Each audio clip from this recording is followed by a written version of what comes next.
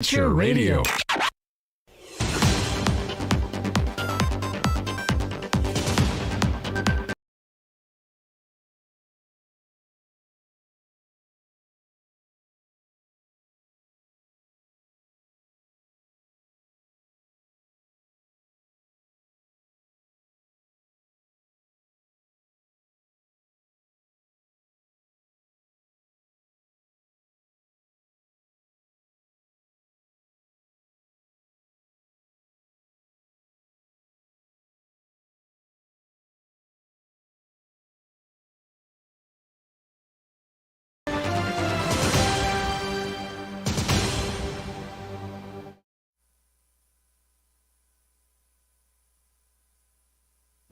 These are the top stories we're tracking. GRA nets $129 billion. Tax collection represents 95% of total revenue, according to mid-year report. Residents file objection with EPA over Trini concrete factory for oil sector. Public hearing to be held today. And government expends over $25 billion for COVID-19 response, says $2 billion more needed. And applications filed for receivership of Kaieteur News assets, suspension of garnishment order set for Friday. Bergtown Police Station Inferno, prisoner admits to setting fire willingly in video recorded confession. And a provocation at mining camp leaves one dead. And CCJ President commends Chancellor and CJ for commitment to Guyana's judiciary. Stay tuned to stay informed.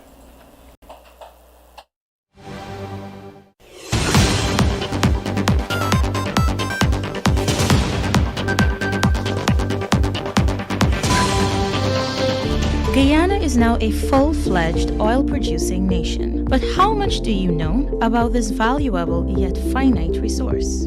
On our radio program, Guyana's Oil and You, we strike at the heart of every issue with informed views and credible data. The time is now for you to arm yourself with insightful knowledge on your oil wealth.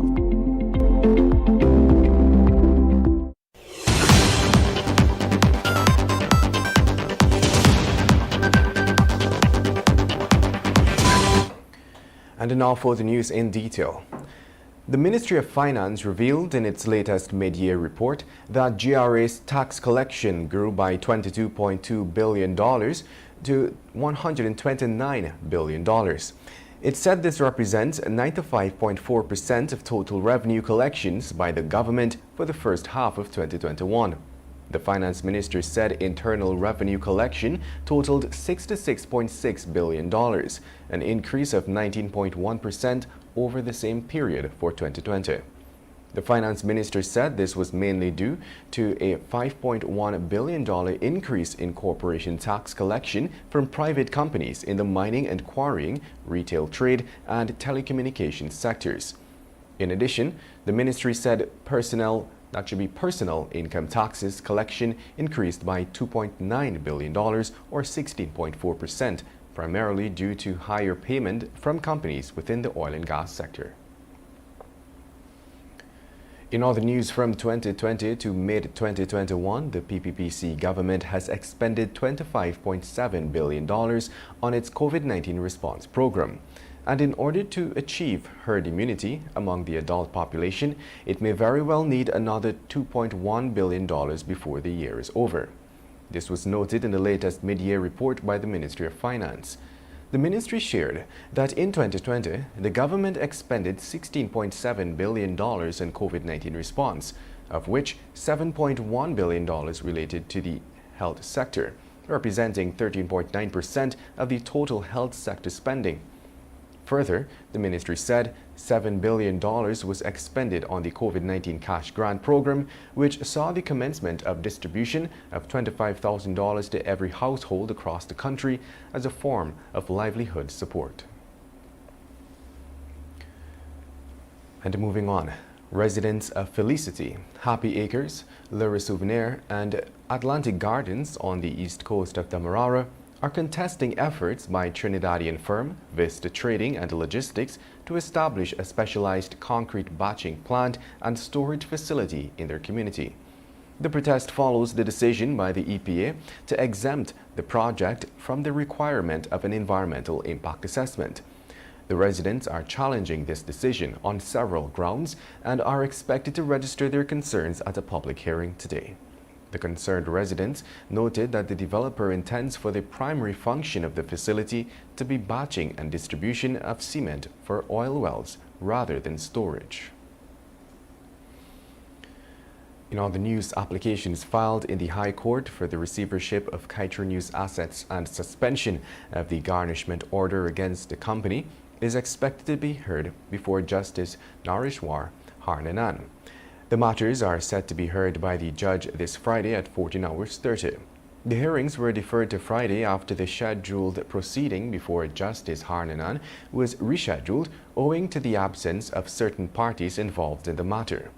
Kaieteur News had filed an application requesting a suspension of the garnishment order obtained by former NISL CEO Winston Brassington in several matters in which he was awarded millions of dollars in damages from a judgment for libel.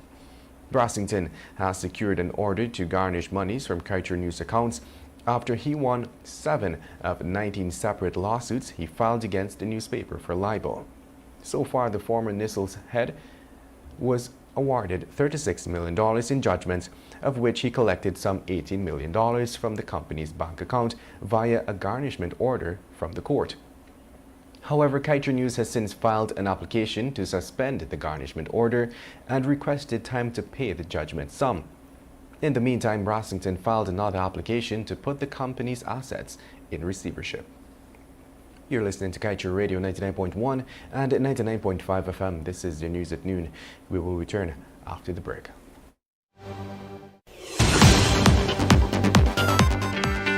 This is GHK Lal inviting you to join me weekdays from Monday to Friday on the National Outlook for commentary on a range of issues. Immediately after the 12 noon and 7 p.m. newscasts on Kaieteur Radio at 99.1 FM and 99.5 FM. Looking forward to you sharing in the conversation.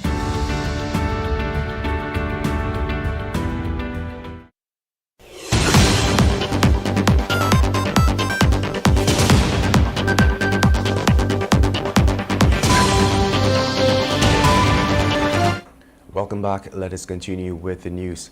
A video recorded confession has proved that Clarence Green, called Molly, had willingly admitted to setting the fire that destroyed the Brickdam police station on Saturday.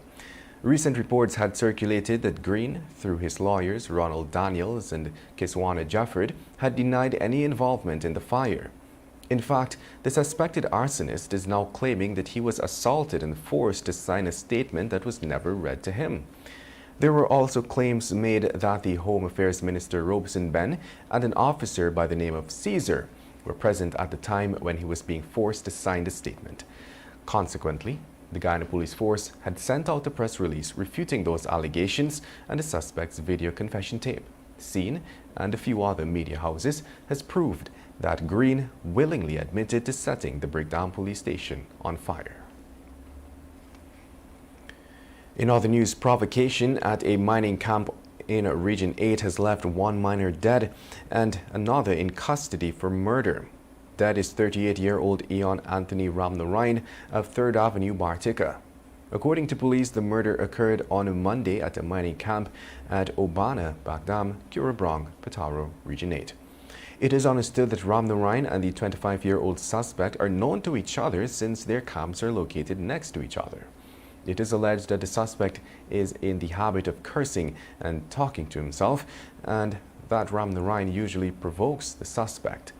Around 11 hours on Monday, the suspect was reportedly passing by Ramnarain's camp to take a knife for his father to scrape an Indian head when an argument ensued between them.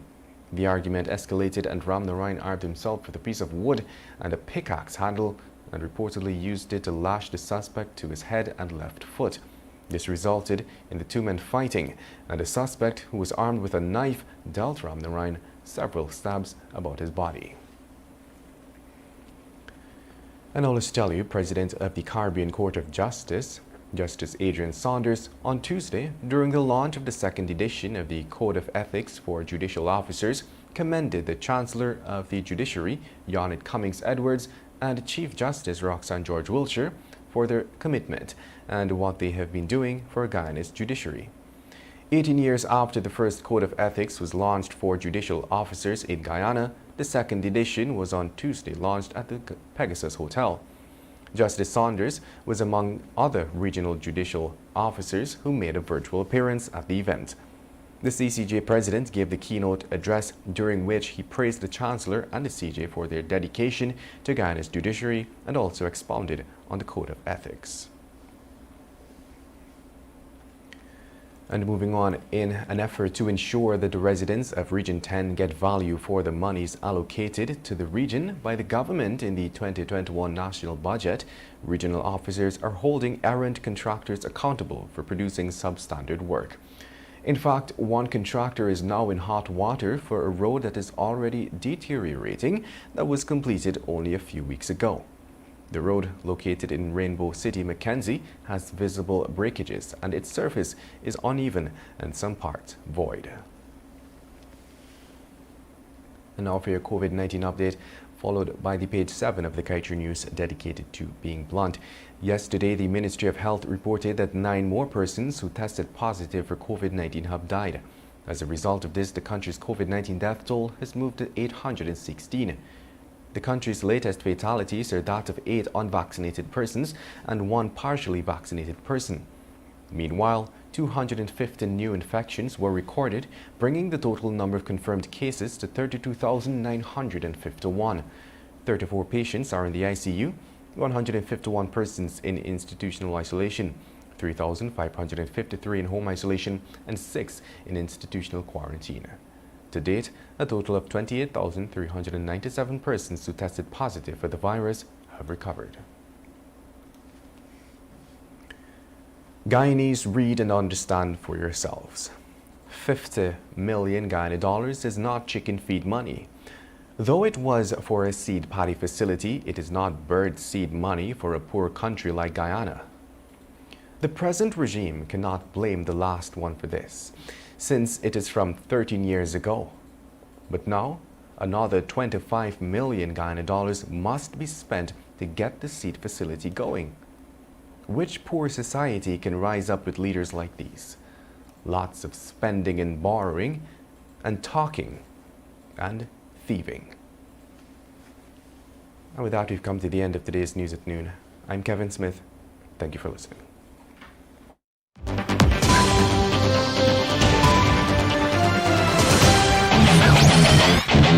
Want value for your advertising dollar? Then place your ads